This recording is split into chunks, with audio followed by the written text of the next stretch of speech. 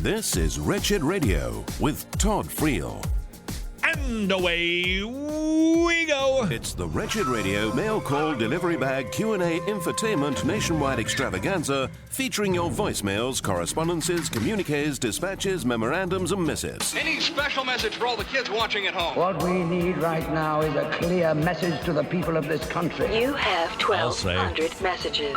That is a bit above average. Now here's your host, Todd Freakishly Tall Friel. The mail is here! Ooh, looking forward to two things. One, being in Bryan, Texas at Emmanuel Baptist Church Sunday morning. Hope you can join us there. It might be a little drive. Texas is kind of big, but if you're anywhere in the state, scoot on over to the College Station, Bryan area. You know, the home of Texas A&M. Join us at Emmanuel Baptist Church. 2 services Sunday. I'll just be honest with you, the second sermon will probably be better because that's typically the way that it works. The other exciting bit for me today is reading your emails sent to idea@wretched.org. Questions, comments, conundrums, snarks. I was actually thinking about this last night, and this will probably not sound as genuine as the emotion actually was, but I was just so grateful that you send stuff to us, that it's just really an overlooked blessing to receive an email from somebody. And when you send, whether it's question, comment, conundrum, snark, when you think of us and send a story or a sermon, I thought, wow, that's nice. So thank you for sending emails to idea@wretched.org. Well, the first one that we have this week is from Jimmy, and he was wanting to know when there's going to be a homeschool curriculum released for Road Trip to Truth. Well, Jimmy, that's a great question. It's released right now. You can find it at wretched.org. You can also visit the roadtriptotruth.org or .com site. We've got both of them. And you're going to find a 210-page homeschool curriculum written by Dr. Dana Sneed of Answers in Genesis. It's the bomb diggity. If you homeschool, please get it. Tell Jimmy, if you could tell this Jimmy fellow. Yeah, I'll make sure he gets it. Yeah. Was out on the campus earlier this week talking to students, and a young man approached us, and he's meeting with some other guys, and they're trying to, he said, I was almost like, did Jimmy send you? He said, is there anything that you guys have where we could talk about some of this stuff and like postmodernism and how to think like a Christian?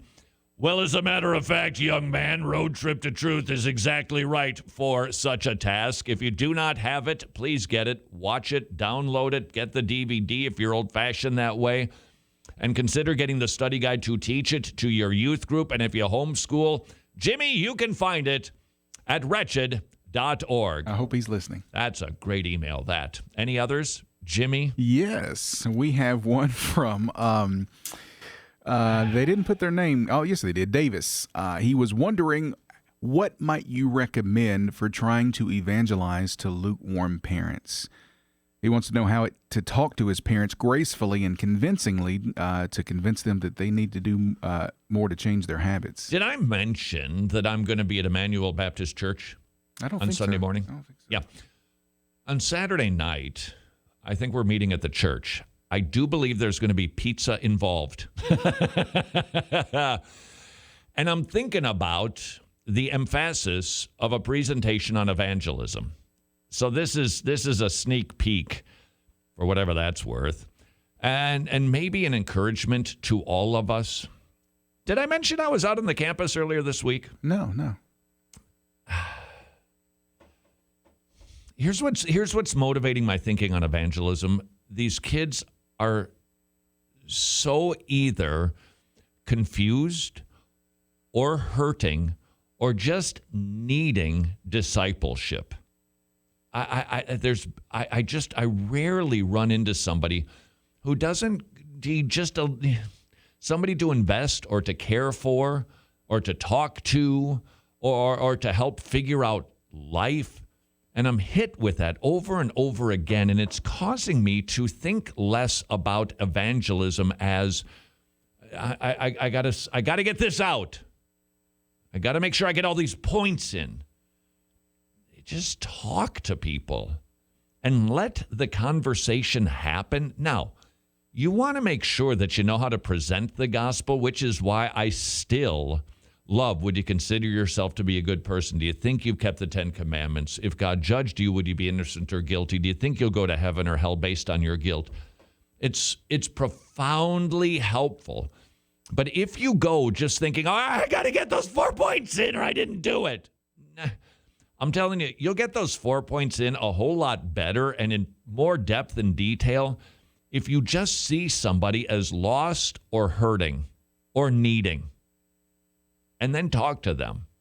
So, Davis, if your parents aren't saved or you're thinking they're not saved, don't be mad at them. Don't think that it's your job to get them saved because you can't.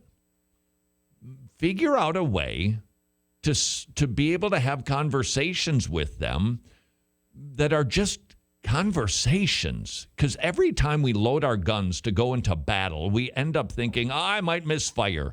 I could shoot myself in the foot. And somebody might be dragged off of the field. Don't look at it that way. Talk to your mom and dad. And you can even be subtle about it to a degree. You don't have to go, Mom and Dad, so I think you're a false convert, so listen to this.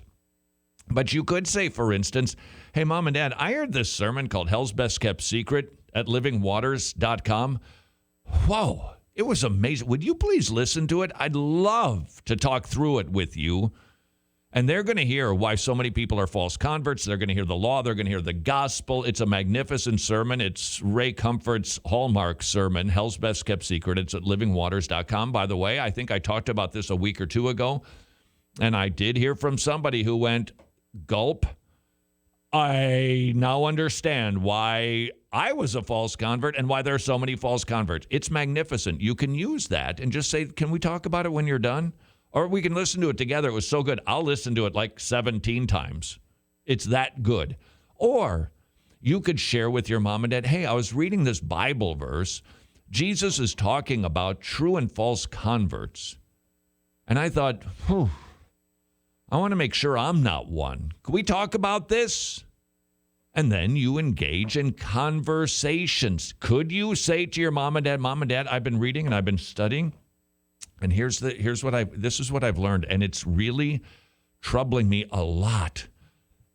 I live with you, and I've been seeing this, and the Bible's been saying that. Could we talk about it? Because I'm really concerned. Yeah, you could. Which one of those should you do? Well, you pick, or concoct your own option. And execute it because of your circumstances, your skills, your gifts, your relationship. But do it with the motivation that I just care about this person. And it tends to go so much better. I have to tell you, since the Lord has been growing me in that regard, witnessing on campuses, it has changed. It used to be like 4 or 5 minutes out. It's 30 minutes. 40 minutes? And we are talking theology. And these students are asking questions that are not aggressive and confrontational. They're genuine.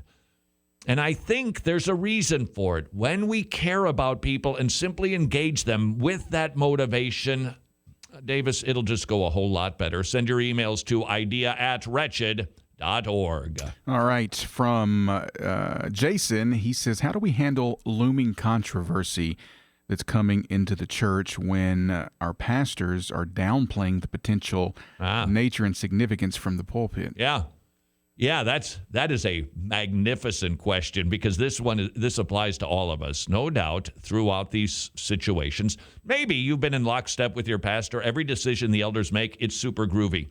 What if they don't make the same decision you would? What do? Or they don't preach about something that you think is a looming threat. What should you do? First of all, lovingly talk to them, understand why, where they're coming from. You don't know all the details. Maybe you could actually serve as an instructor for your pastor. But ultimately, and this is so applicable in so many ways. If your elders make a decision, distancing, masks, services, getting back together, and you disagree with them, unless they are somehow in this situation telling you to sin, that's when we submit to our elders and we let them lead. Because they know more about the church than I do. They know more people than I do, and they know more about what's going on than I do. God has put them there. They have been called to that position, and I'm going to submit to it. As long as they're not encouraging you to sin, then we submit in these situations when we don't agree and we don't like them, and we don't go about the business of having a sourpuss and walking around and making it known to everybody that we don't like what's going on here, because that's to undermine their authority. If it is not a theological issue per se, if they are not causing you to sin, even though you have Christian liberty to come up with a truth that is different than their a truth, if they're not telling you to sin because of the role and the authority that they've been given by God, we should happily submit. This is Wretched Radio.